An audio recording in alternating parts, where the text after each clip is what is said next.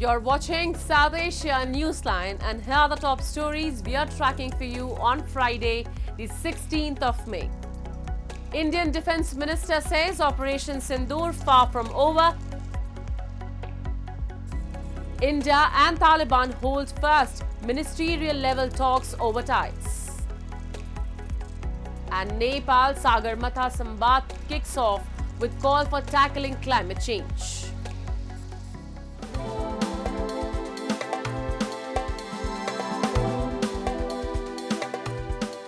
And now for all the details. As tensions looms between India and Pakistan, Indian Defence Minister Rajnath Singh has warned that terrorism will face harshest punishment. As he added, Operation Sindoor is far from over. We have a report. As India and Pakistan face heightened tensions, Indian Defence Minister Rajnath Singh has stated that the country's fight against terrorism is not merely a matter of security, but a core part of its national defence doctrine. The Defence Minister, who visited the Bhuj Air Base, one of the installations involved in India's Operation Sindoor, said that under the current ceasefire agreement, India has placed Pakistan on probation based on its behaviour.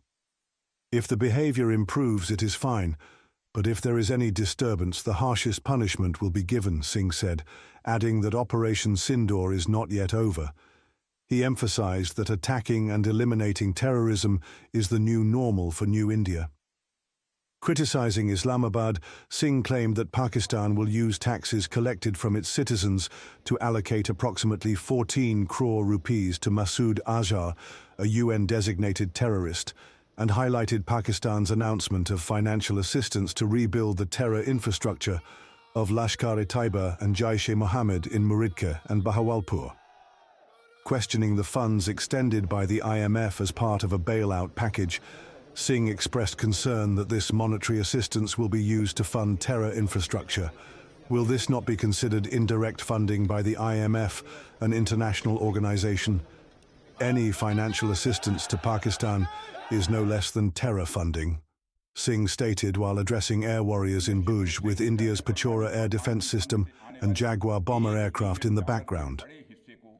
हमने पाकिस्तान को behaviour के आधार पर अभी probation पर रखा हुआ है। यदि उसका बिहेवियर सुधरता है तब तो ठीक, और यदि बिहेवियर में फिर से गड़बड़ी आती है तो उसको कड़े से कड़ा दंड दिया जाएगा। साथियों, एक और बात मैं यहाँ साफ कहना चाहूँगा कि ऑपरेशन सिंदूर अभी खत्म नहीं हुआ है। जो कुछ भी हुआ है वह सिर्फ एक ट्रेलर मात्र था। अब जब समय आएगा, जब भी सही समय आएगा, तो हम पूरी पिक्चर भी दुनिया को दिखाएंगे।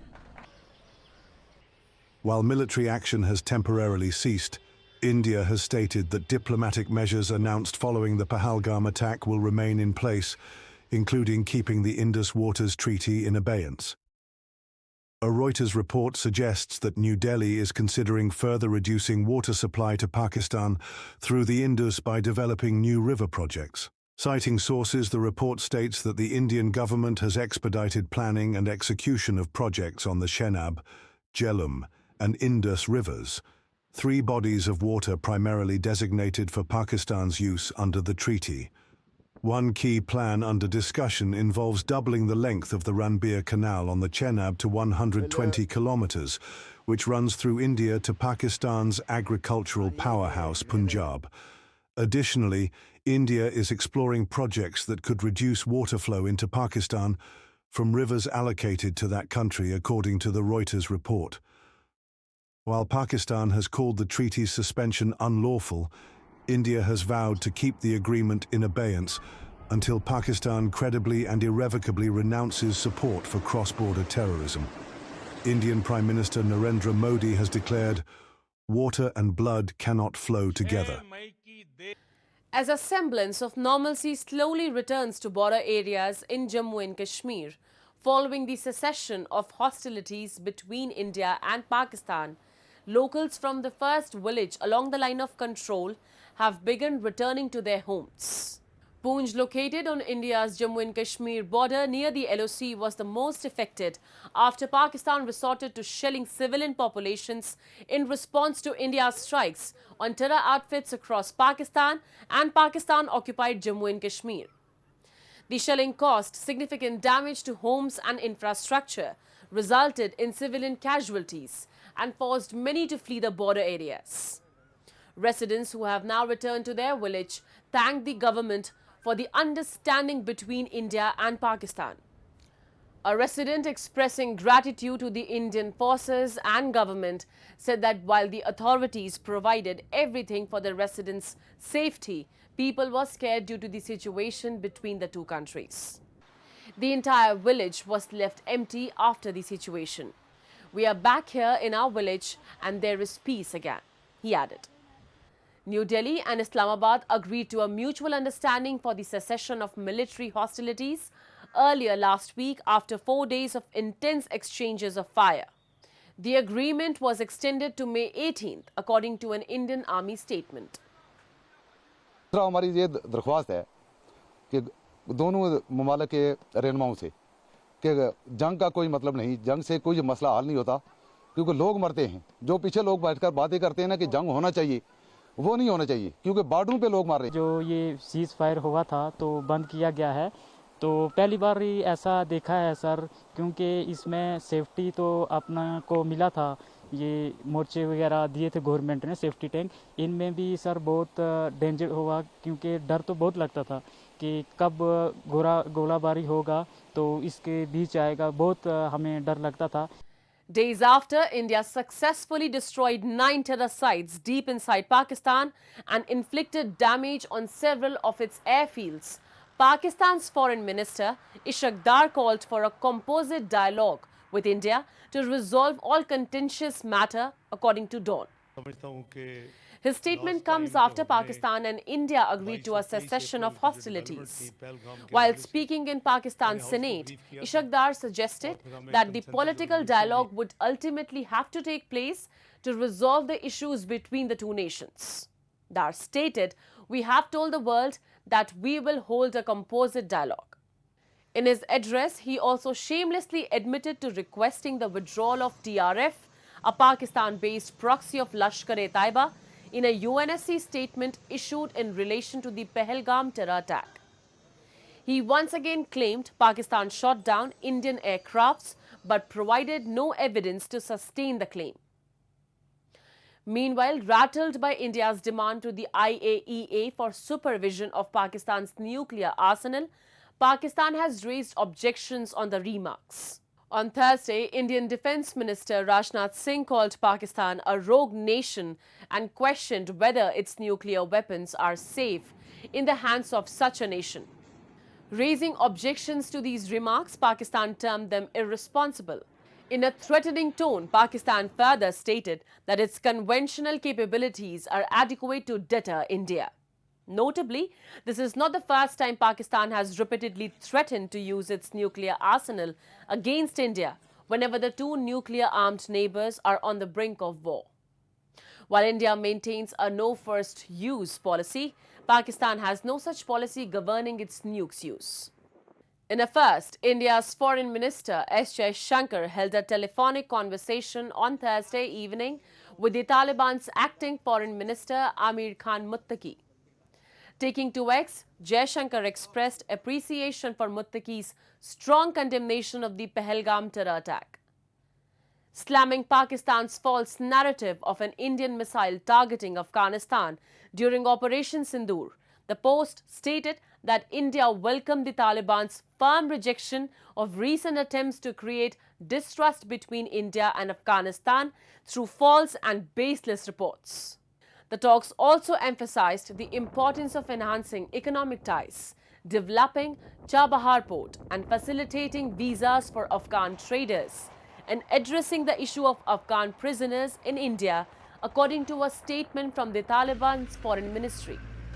Although India has not yet recognized the Taliban regime, officials from India's foreign ministry have engaged with Afghanistan's de facto authorities over the past few months. However, Thursday's talks mark the first high-level engagement involving top Indian leadership and the Taliban government.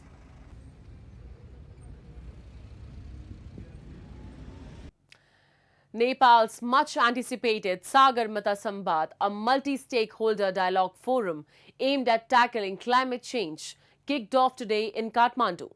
The three-day event, inaugurated by Prime Minister KP Sharma Oli, seeks to foster global cooperation under the theme Climate Change, Mountains and the Future of Humanity. In his opening address, PM Oli emphasized the critical need to protect mountain ecosystems and said, saving the mountains is synonymous with saving the earth, oceans and humanity as a whole. He highlighted Nepal's disproportionate vulnerability to climate impacts despite its minimal contribution to global emissions.